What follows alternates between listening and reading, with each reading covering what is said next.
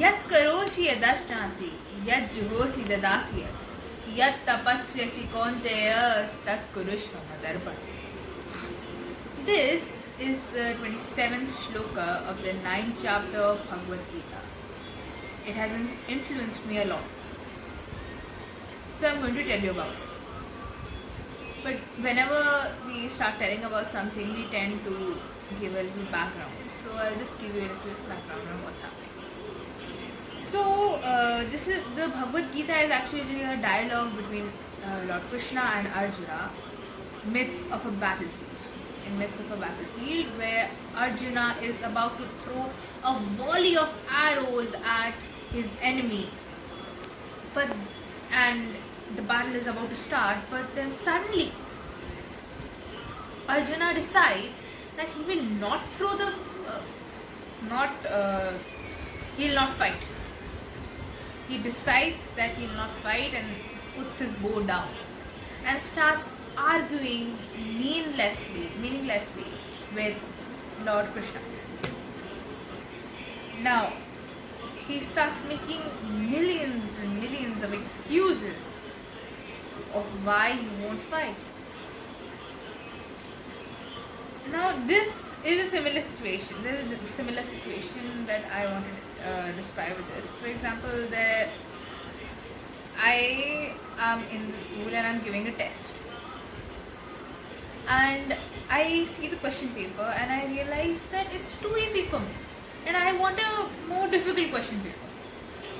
So I tell the teacher to give me a more difficult question paper and throw tons of excuses of why I needed more difficult examination paper, so that I can compete with myself and see how ahead I have gone. So the teacher, what will she do? She'll stand there and listen to my excuses for some time. She'll think that it's very courageous of me to do such a thing, to stand up to a teacher and say, especially about a question paper. Then she'll wait for some time. But when I continue doing so, then she at one point of time, she'll get very irritated and give me one.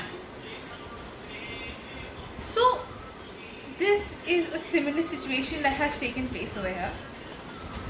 And Arjuna, like me at that time, Arjuna is throwing pointless excuses at Lord Krishna. So when we think that we are wise enough to make our own decisions, no one else can guide us to the right path. At that time, we need a big kick to set us right. You know the hysteria patients, when they are uncontrollably crying, they need a big, huge shock so that they can get back in control of themselves. So this is what Lord Krishna did to Arjuna. He gave him a big kick. How? He didn't actually kick him. He said, he told Arjuna, the one who is known as the best archer, the best Dhanurdhar of all time, he told Arjuna that you are a coward. You are too scared to fight. Now this shook Arjuna, because he knew that he was the best archer of all. So he said, Karpanya dosho pahata svabhava prichhami tam dharma sammudha cheta yatre yasyat nishitam bruhitan me shishyasteham shadi mam tam drapanya. Oh Lord Krishna, I am so confused right now. Please guide me as what to do. I'll do anything you say. Anything you say, I'll take it as a truth and I'll do it. And I'll follow your instructions. Please make me a puppet in your hands. I'll do whatever it is you tell me.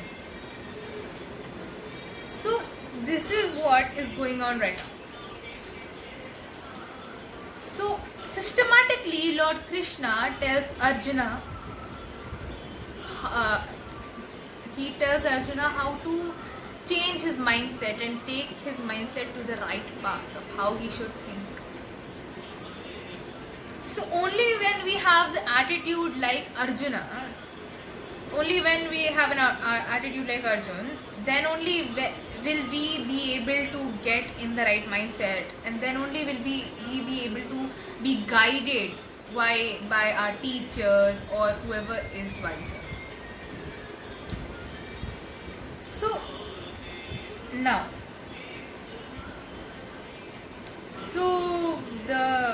over a period of time, we usually tend to develop an unguided thinking.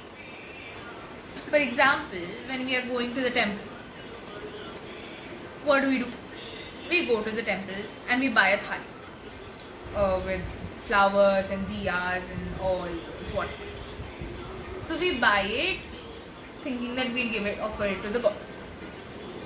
When we have a good income in the house, or when we are in a good mood, we tend to buy a more expensive thali, or when it is a special occasion, of course.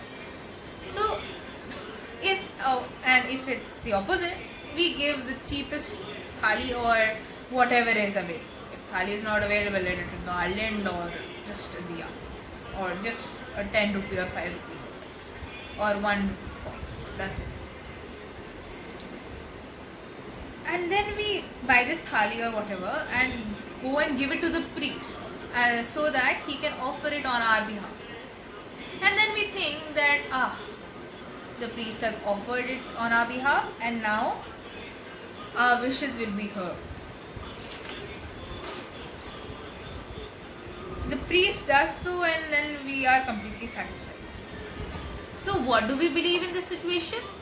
A, the god exists only in the temple in form of a picture or an idol, and B, that the temple is the place for placing forth our demands in exchange for the offering that we make. But whatever we have or have the capacity, ranging from the flowers that we offer or the air around us or anything we can think of, is already his. So then how can we possibly imagine that we can, whatever we can possibly imagine is given to us by him? No one else can give us such a circumstance. This is what this shloka tells us. Yat karoshi, whatever we do. Yadashnasi, whatever we eat, devour or absorb. Yat johosi, whatever offerings we make. So whenever we make an offering, or whenever not an offering, when we try to help people, we expect something in return, or we expect recognition or appreciation from people. And then when we get this appreciation, then we are like, we are satisfied. That I have helped the person, I have done this, I have done that. But we forget that if God doesn't want us to, then can we even lift a blade of grass? We forget that. He is the one who is in us. He is the one who serves through us. Now getting back to the shlok. Yat karoshi yadashnasi, yat jihosi dadasi yat tapasyasi. The japa or the aspirations we do or the hard work we do. For example, I study at night at times when I'm having an exam the next day. Then or people who are giving boards, they study throughout. Or the laborers who work hard to build the buildings, and the other people who just work hard as it's a part of their life. Kaunteya, O son of Kunti, O Kunti Putra, Kurushva Madarpanam. Give it to me as an offering. Give it all to me as an offering. Do it as if you are giving it to me. Me as in the God himself. When we offer something to the God, we do not expect anything in return. For example, but when we help other people, we do want appreciation. And we feel that I have done this, I have done that, I have helped people. And then we have ego. It goes to our heads. And then we start to think that we are superior to God himself. Then we get kicks. And when we get kicks, we cry and cry and cry and ask God, oh God, why me? Why have you blamed? What have I done? I can't even think of it. I don't know why me? Why only me? Why? I have done nothing to deserve this. I even did my praise. Praise? For who? Whom did you do the praise for? For myself. I did the praise for myself. I look for appreciation. I look here and there, and when I don't get it, I feel sad and depressed and start blaming it on God. So everything that is happening to me or whatever I do, the God says, Lord Krishna says, let it be as an offering to me. Give it your best and give it to me as if you are offering all of that, whatever you have done to me.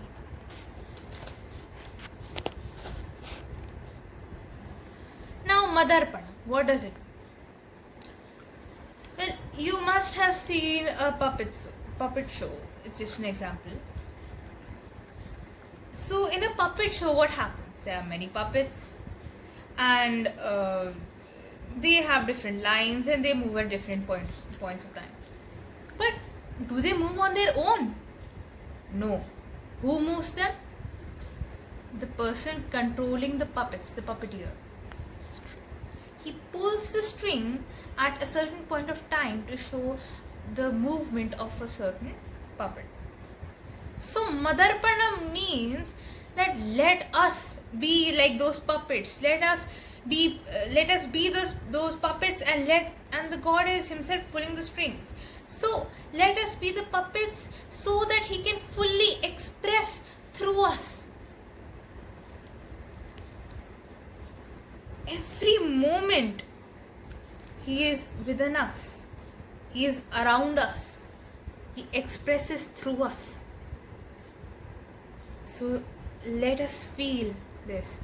This shlok has inspired me a lot, and I hope that it inspires you too. Thank you.